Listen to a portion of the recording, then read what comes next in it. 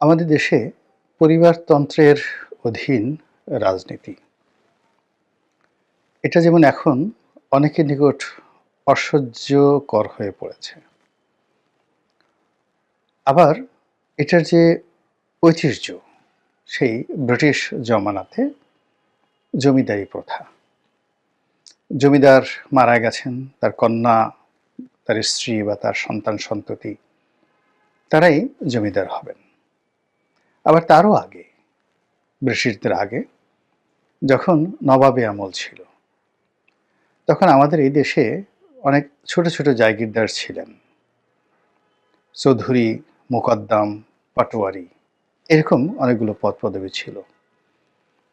তারা মূলত এই খাজনা আদায় করত, নিজেরা ভোগবিলাস করত এবং একটা অংশ সেন্ট্রাল গভর্নমেন্টকে দিত এবং এই পরিবারতন্ত্র সেই যে নবাবী আমল, তারও আগে মুঘল আমল, মুঘলের আমলে সুলতানি আমল।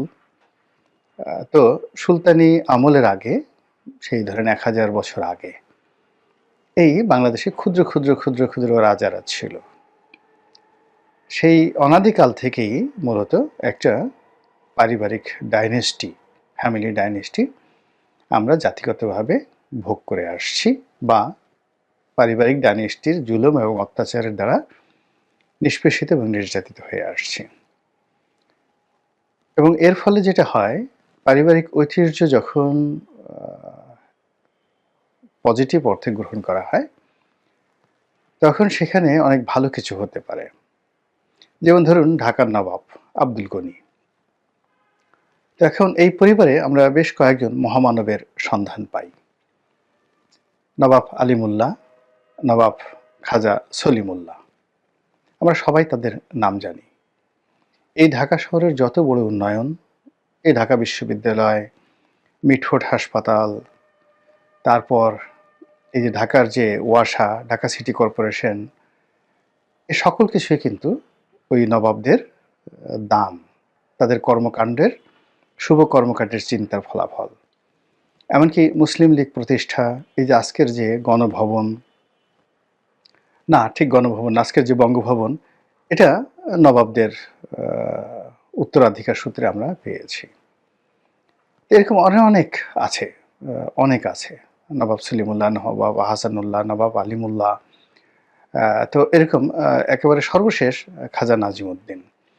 অর্থাৎ যখন একটি পরিবার যোগ্যতম লোক গঠন করে দেয় পরবর্তী জেনারেশনের জন্য এবং তারা রাজা হবেন, জমিদার হবেন, ওইভাবে তাদের চরিত্র, তাদের অভ্যাস, তাদের শিক্ষা দীক্ষা গঠন করা হয়, তখন এটা আশীর্বাদ হয়ে দেখা দেয়।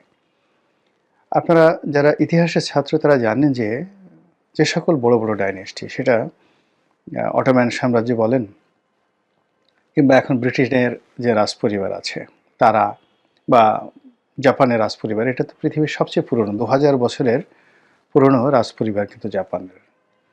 এরপর আব্বাসীয় খেলাফত, তারা সবাই পরবর্তীতে যারা সিংহাসনের অধিকারী হবেন, গভর্নর হবেন, তারপর সেনাবাহিনী প্রধান হবেন, নিজেদের পরিবারের মধ্যে তাদেরকে এত বেশি কঠোরতার মধ্য দিয়ে তাদেরকে মানুষ করেছেন, ফলে এক একটা মানুষ জুয়েল হিসেবে গড়ে উঠেছে। তো এই কারণে কি হলো যে তখনকার যে পরিবারতন্ত্র প্রথা, এটা নিয়ে মানুষের মনে কোনো ক্ষোভ ছিল না, বরং তারা সম্রাটের চাইতে যুবরাজকে অনেক সময় বেশি ভালোবাসতেন।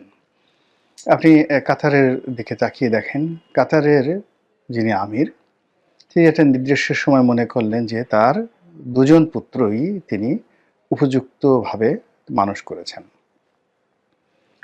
তো তিনি তার বড় পুত্রকে ক্ষমতা গ্রহণ করার জন্য আহ্বান জানালেন। বড় পুত্র বলল যে না, আমার চেয়ে ছোট ভাই বেশি যোগ্যতম। এটা হলো যাকে বলা হয় সত্যিকার অর্থে পরিবারতন্ত্রের যে উন্নত যে ভার্সন, যে বড় ভাই মনে করছে যে ছোট ভাই কাতার নামক রাষ্ট্রটিকে আরো সুন্দরভাবে চালাতে পারবেন। এভাবে হয় যেখানে এভাবে পরিবারতন্ত্র গড়ে ওঠে। কিন্তু বাংলাদেশের যেটা হচ্ছে সেটা হলো আমাদের দেশের যে পরিবারতন্ত্র, প্রায় বেশিরভাগ ক্ষেত্রেই আমরা অযোগ্য উত্তরাধিকার পেয়েছি। সবাই ঈশা খানের ছেলে মুসা খান হয় না। তো আমাদের দেশে যেটা হয় সেটা হলো বাপ যা হয় তার চেয়ে সন্তান বেশি খারাপ হয়, সন্তানের চেয়ে মামা বেশি খারাপ হয়, মামার চেয়ে ভাগ্নে বেশি খারাপ হয়ে যায়। তো এই কারণে এই পরিবারতন্ত্র থেকে আমরা এই স্বাধীনতা পরবর্তী বাংলাদেশে ভালো কোনো কিছুই পাইনি।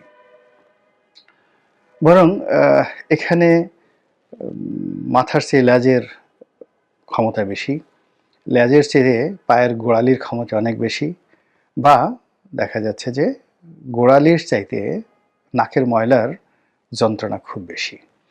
অর্থাৎ একটা পরিবার সে শুধুমাত্র তার যে নিজের ছেলে সন্তান তাদেরকে অন্তর্ভুক্ত করে না, তাদের 14 জেনারেশন যে যেখানে আছে, এমনকি তাদের বাড়িতে যারা গৃহভৃত্য ছিলেন, চাকর ছিলেন, সেই চাকরের নাতিপুতি যারা আছে তারাও দেখা গেল যে ফিউডাল সোসাইটিতে এসে এমন জুলুম অত্যাচার করে। এই জুলুম অত্যাচারের ফলে পুরো পরিবারতন্ত্রের উপর মানুষের একটা ক্রোধ চলে এসেছে। আমরা এই বাংলায় এরশাদের পরিবার, বঙ্গবন্ধুর পরিবার মানে শেখ মুজিবুর রহমান সাহেবের পরিবার এবং শহীদ প্রেসিডেন্ট জিয়াউর রহমান সাহেবের পরিবার, এই পরিবারের সদস্যদের মধ্যে কারা কারা বাংলাদেশের রাজনীতিতে খুব বেশি ভূমিকা রেখেছেন এবং নিজেদের জীবন বিলিয়ে দিয়েছেন, তারপরে কাদের উপর আমরা নির্ভর করতে পারি, কাদেরকে দেখলে আমাদের খুব মায়া লাগে, কাদের কথা স্মরণ করলে হৃদয়ের ভিতর থেকে একটি দোয়া চলে আসে যে হে আল্লাহ তুমি একে হায়াতে তয়্যবা দান করো, বা এই তিনটি পরিবারের কোন সদস্যকে দেখলে আমাদের চক্ষু শীতল হয়ে যায়, অন্তর ঠান্ডা হয়ে যায়, এবং আমরা কোরআন শরীফ হাত দিয়ে বলতে পারি যে এই কোরআন শরীফ যেভাবে সত্য সেইভাবে এই কোরআনের উপর আস্থা রেখে আমরা বলছি যে আমাদের দেশে এই তিনটি পরিবারের এই লোকগুলো তারা সৎ, তারা সত্যবাদী, তাদের চরিত্রের মধ্যে কোনো মন্দ কিছু নেই, তারা লেখাপড়া জানে, তারা এই জাতির শ্রেষ্ঠ সন্তান, এবং তারা এই কোরআন শপথ করে বলছি তারা আল্লাহর পক্ষ থেকে আমাদের জন্য নেয়ামত। এইরকম সত্য ভাষণ কোরআনের উপর হাত দিয়ে কয়জন মুমিন মুত্তাকি বলতে পারেন, অথবা শ্রী ভগবদ গীতার উপর হাত দিয়ে, ত্রিপিটকের উপর হাত দিয়ে, বাইবেলের উপর হাত দিয়ে কজন বিএনপি, আওয়ামী লীগ অথবা জাতীয় পার্টির নেতাকর্মী রয়েছেন এভাবে আল্লাহকে হাজির নাজির জেনে বলতে পারেন যে আমরা এই যে পরিবারতন্ত্রের সাপোর্ট করি, আমরা এই লোকগুলোকে মনে করি যে তারা বাংলাদেশের যে কোনো মানুষের চাইতে চরিত্র, শিক্ষা, দীক্ষা, আচার আচরণ, সততা, ন্যায়নিষ্ঠতায় শ্রেষ্ঠতর। যদি বলতে পারেন আলহামদুলিল্লাহ, কিন্তু তার সঙ্গে সঙ্গে যদি বলা হয় যে আপনারা এই পরিবারের লোকদের জেনা, ব্যভিচার, দুর্নীতি, অনিয়ম, দুরাচার, মিথ্যাচার, সন্ত্রাস, তারপর দেশদ্রোহিতা, তারপর দেশবিরোধিতা, দেশের মানুষের সঙ্গে মুনাফিকি, বেইমানি, চুরি, চামারি, রাহাজানি, ডাকাতি থেকে শুরু করে যত লুটপাট আছে, যত অপকর্ম আছে, এই পরিবারের তিনটি পরিবারের সেই যে first generation, second generation, third generation, আত্মীয় স্বজন, বন্ধু বান্ধব থেকে শুরু করে ওই যে বললাম যে এই পরিবারের পিয়ন, ড্রাইভার, দারোয়ান, তাদের সম্পর্কে আপনাদেরকে যদি স্বাধীনতা দেওয়া হয় যে আপনারা সাক্ষ্য দেন, আপনারা নিরাপদ, অর্থাৎ আল্লাহ যদি আপনাদেরকে নিরাপত্তা দেয় এবং আপনাদের হাত পায়ের জবান খুলে দেয়, তাহলে ওই যে শেখ হাসিনার যে 300 কোটি না 400 কোটি টাকার যে পিয়ন, তার সম্পর্কে আপনি কি বলবেন? কিংবা বঙ্গবন্ধু শেখ মুজিবুর রহমানের যারা ভাগ্নে পরিচয় দিতেন, ভাই পরিচয় দিতেন, ভাগ্নের পরে ভাতিজা পরিচয় দিতেন, তাদের সম্পর্কে আপনি কি বলবেন? কিংবা শহীদ প্রেসিডেন্ট জিয়াউর রহমান সাহেবের শ্যালক, তারপরে সম্বন্ধী, আরও শ্যালিকা, তারপর সে আরও দুঃসম্পর্কের আত্মীয় বা সেই সকল আত্মীয়, বন্ধু বান্ধব, ব্যাচমেট থেকে শুরু করে তাদের বাড়ির যে কাজের লোক, পিয়ন, ড্রাইভার, দারোয়ান, তাদের সম্পর্কে আপনি কি বলবেন যে এদের চরিত্র ফুলের মতো পবিত্র? এই জিনিসগুলো নিয়ে মাঠে ঘাটে পথে ভীষণ রকম বিশ্রী আলাপ আলোচনা হয়ে যায়। এই যেমন ধরুন গত ১৫ বছর আওয়ামী লীগ দ্বারা আমরা যে নির্যাতনের শিকার হয়েছি, বিনিময়ে গত ৫ মাসে যা কিছু হচ্ছে, এগুলো নিয়ে আপনি কি খুব সুখে আছেন, খুব শান্তিতে আছেন? বা দুধ এবং মধুর যে নহর, সেই নহরের মধ্যে আপনি কি ভাসছেন?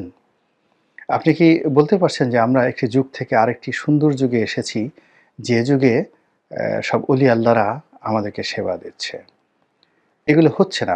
বরং উল্টো এই গত ৫ মাসে কে কত টাকা উপার্জন করে এলো, বাংলাদেশে যে আছে, দেশের বাইরে যারা আছে, এ সকল দলের গুন্ডা পান্ডা থেকে শুরু করে এ সকল দলের হর্তাকর্তা, তারা এই গত ৫ মাসের মধ্যে নতুন কি গাড়ি কিনেছে, হাতের ঘড়ির মডেল কি পরিবর্তন হয়েছে, নতুন জামাকাপড় কীভাবে কিনেছে, তাদের হাঁটা চলা কথাবার্তায় কেমন একটা ভাবসাব আসছে, এগুলো নিয়ে গ্রামের একেবারে যারা প্রান্তিক জনগোষ্ঠী, তারাও কিন্তু নিদারুণ অনুশোচনা, ক্ষোভ এবং ক্রোধ নিয়ে অশ্লীল এবং অশ্রাব্য ভাষায় কথা বলে পরিবারতন্ত্র নিয়ে। তো এই বাস্তবতা সত্ত্বেও আমরা কিন্তু কেউ পরিবারতন্ত্রের বাইরে যেতে পারছি না। এখনও আওয়ামী লীগের যত লোকজন আছে সব তারা মনে করেন শেখ হাসিনার বাইরে কোনো নেত্রী নেই, তিনি সঠিক আছেন এবং শেখ হাসিনা যেটি নির্দেশ দিবেন সেটাই তারা পালন করবেন। বিএনপির লোক বেগম খালেদা জিয়া এবং তারেক রহমান সাহেব যা বলবেন সেটাই। জাতীয় পার্টি যে যাই বলুক না কেন, জি.এম. কাদের সাহেব যা বলবেন সেটাই চূড়ান্ত সিদ্ধান্ত। এবং এই যে চূড়ান্ত সিদ্ধান্ত, এই বাস্তবতার বিরুদ্ধে আমাদের যারা সমন্বয়কারী রয়েছেন, ডক্টর মোহাম্মদ ইউনূসের যারা উপদেষ্টা রয়েছেন, তাদের পেছনে রাষ্ট্রীয় বিভিন্ন গোয়েন্দা সংস্থা থেকে শুরু করে যে সকল থিঙ্ক ট্যাঙ্ক রয়েছেন দেশে এবং দেশের বাইরে, তারা একটি বিকল্প তৃতীয় ধারা তৈরি করার জন্য আজকের থেকে বহু যুগ আগে, অর্থাৎ আজ থেকে প্রায় ২০ বছর আগে তারা যে -2 এর ফর্মুলা তারা যেভাবে চালু করেছিল, সেটি এখনও কিন্তু অব্যাহত রয়েছে। কিন্তু অব্যাহত থাকার পরেও এখন অবধি কোনো সফলতা নেই, বরং পরিবারতন্ত্রের যে ক্ষমতা এবং ব্যাপ্তি, এটি বেড়ে যাচ্ছে। এখন প্রশ্ন হলো যে এটা কেন হচ্ছে? যে আমরা ঘৃণা করছি, রিফিউজ করছি, ডিফিউজ করছি, ইত্যাদি আরও অনেক কিছু করছি, কিন্তু তারপরেও ঘুরে ফিরে কেন আমরা এই বারবার এই জায়গাতেই আমরা আসছি? এই পরিবারের মধ্যে ঢুকতে চাচ্ছে, আমাদের নৌকা লাগবে, আমাদের দাড়িপাল্লা লাগবে, আমাদের লাঙল লাগবে, আমাদের যাকে বলা হয় ধানের শীষ লাগবে, এছাড়া আমরা রাজনীতি করতে পারবো না। এবং এর বাইরে যারাই কথাবার্তা বলতেছে, প্রথম কয়েকদিন আমরা তাদেরকে সমর্থন জানাচ্ছি এবং কয়েকদিন পরে বলছি যে না, এরা গণশত্রু, এদের দ্বারা হবে না, ইত্যাদি পরিস্থিতি কেন হচ্ছে? এগুলো নিয়ে খুব গুরুগম্ভীর আলোচনা হয়। তারপরে মানুষের চরিত্র এবং অভ্যাসকে দায়ী করা হয়। তো আমি সেই দিকে কোনো ইতিবাচক আলোচনায় না গিয়ে শুধু এটাই বলতে চাই যে মানুষের মধ্যে একটা যন্ত্র আছে, এটা ধরা যায় না, ছোঁয়া যায় না, এটা একটা অনুভূতি। আরবিতে এটাকে বলা হয় এজাহারে তাজাল্লুল। তো এই এজাহারে তাজাল্লুলের এই ধারণা বা থিওরির কারণে প্রতিটি মানুষ আনুগত্য প্রকাশ করতে চায়, অনুগত থাকতে চায়, মাথা নোয়াতে চায় এবং কারো না কারো দাস হতে চায়। সে সম্পূর্ণভাবে একছত্রভাবে কোনো মানুষ আল্লাহর মতো নিজেকে রব দাবি করে পরিপূর্ণ ক্ষমতার মালিক হওয়ার মতো দুরাশা, দুঃসাহস তার হয় না। সে অভিনয় করে অতীতে ফেরাউনের মতো লোকজন আল্লাহ স্বীকার করেছে, কিন্তু আবার গোপনে গিয়ে সে পা উপরে তুলে আল্লাহর আনুগত্য করেছে। তো এই যে এজাহারে তাজাল্লুল, অন্যের প্রতি আনুগত্য, এই আনুগত্য প্রকাশ করার কারণেই কি হচ্ছে, মানুষ নেতা খুঁজে। সেই নেতা খুঁজতে গিয়ে সে যোগ্যতা, অভিজ্ঞতা, তার সে শ্রেষ্ঠত্ব, এগুলো চিন্তাভাবনা করার জন্য যে মেধা, যে পরিবেশ পরিস্থিতি এগুলো দরকার, এগুলো অর্থাৎ বেশিরভাগ সমাজে হয় না। বেশিরভাগ সমাজে নেতা খোঁজা হয় সংখ্যাগরিষ্ঠের যিনি নেতা। এটি আবার ইবনে খালদুনের যে বই আল মুকাদ্দামাতে খুব সুন্দর করে বলা আছে। অর্থাৎ এখানে মানুষের যে গোত্রপ্রীতি, দলপ্রীতি, অর্থাৎ একটা দলের প্রতি মানুষের মহব্বত থাকে, একটা গোত্রের মধ্যে একত্র থাকার মধ্যে মানুষের যে চরিত্র, তো সেক্ষেত্রে মানুষ আনুগত্য প্রকাশ করার জন্য খোঁজে কোন দলটি সবচেয়ে বড় অথবা কোন গোত্রটি শক্তিমত্তা আছে, তাকে খুঁজে। এবং সেই দল বা গোত্র খুঁজতে গিয়ে সেই দলের শীর্ষস্থানে যাকে পায় তার কাছেই নিজের যে এজাহারে তাজাল্লুল, এই এজাহারে তাজাল্লুলের কারণে সে মাথা নুয়ে দেয়। এখন ওই যে গোত্রের প্রধান বা দলের প্রধান, তিনি যদি মদ্যপ হন, ডাজ নট ম্যাটার। তিনি যদি চরিত্রবান হন, এটাও কোনো সমস্যা নয়। তিনি যদি অলি আল্লাহ হন, তাও সমস্যা নয়। আবার তিনি যদি খুবই বাজে প্রকৃতির লোক হন, ডাকাত হন, তাও কোনো সমস্যা নয়। এর কারণ হলো ওই যে মানুষের ভিতরে যে গোত্রপ্রীতি এবং মানুষের মধ্যে যে একটা সিন্ডিকেটের মধ্যে ঢোকার আগ্রহ এবং ক্ষমতাধরদের কাছে, তার চেয়ে ক্ষমতাধরদের কাছে আত্মসমর্পণ করার যে আগ্রহ, এর থেকেই মূলত মানুষ এই ফিউডালিজমের মধ্যে বা পরিবারতন্ত্রের মধ্যে ঢুকে যায়। তো এই মুহূর্তে বাংলাদেশে যেহেতু এই দুটো পরিবার, অর্থাৎ মুজিব পরিবার এবং জিয়া পরিবার, এই দুটো পরিবার মোটামুটি সেটেলড হয়ে গেছে। এদের বিকল্প কোনো তৃতীয় পরিবার এখন পর্যন্ত হয়নি। এরা বৃহৎভাবে অর্গানাইজড, এদের সব কিছু আছে, এদের টাকা আছে, সাংগঠনিক ক্ষমতা আছে, এদের লাঠির জোর আছে, এদের পেশি শক্তি আছে, এদের সব কিছু মানে নেতিবাচক ইতিবাচক সব কিছু আছে। ফলে মানুষ আশ্রয় খোঁজার জন্য, আনুগত্য প্রকাশ করার জন্য তার ভিতরে যে ইন্ডিভিজুয়াল যে মেশিনগুলো আল্লাহ রাব্বুল আলামিন তৈরি করে দিয়েছে, যেটা শুরুতে বললাম এজাহারে তাজাল্লুল, সেটা। আর দ্বিতীয়ত হলো পরিবেশ পরিস্থিতি অনুযায়ী, যেটা ইবনে খালদুন বলেছেন যে মানুষের রাজনৈতিক অভিলাষ এবং ইচ্ছা এটি গোত্রকেন্দ্রিক হয়, এটি একটি কমিউনিটি কেন্দ্রিক, দল কেন্দ্রিক হয়।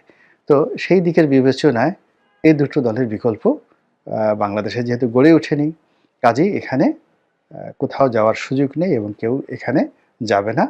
ফলে আমরা যারা এখানে আছি, এই দলগুলোকে যতটা ভালো করা সম্ভব, এর মধ্যে যতটা পরিবারতন্ত্রের মধ্যে তাদেরকে যতটা আলোচনা করে, সমালোচনা করে, গণতান্ত্রিক ধারা অব্যাহত রেখে তাদেরকে আমাদের জন্য উপযুক্ত করা সম্ভব, ওটাই আমাদের জন্য কল্যাণ হবে। আর যেটি সম্ভব নয়, যেটি 1000 বছর 2000 বছরে বাংলাদেশে কোনোদিন যেটা সম্ভব হয়নি, এটি আগামী দিনেও সম্ভব হবে না। হয়তো এই দুই পরিবার থাকবে না, অন্য দুই পরিবার চলে আসবে।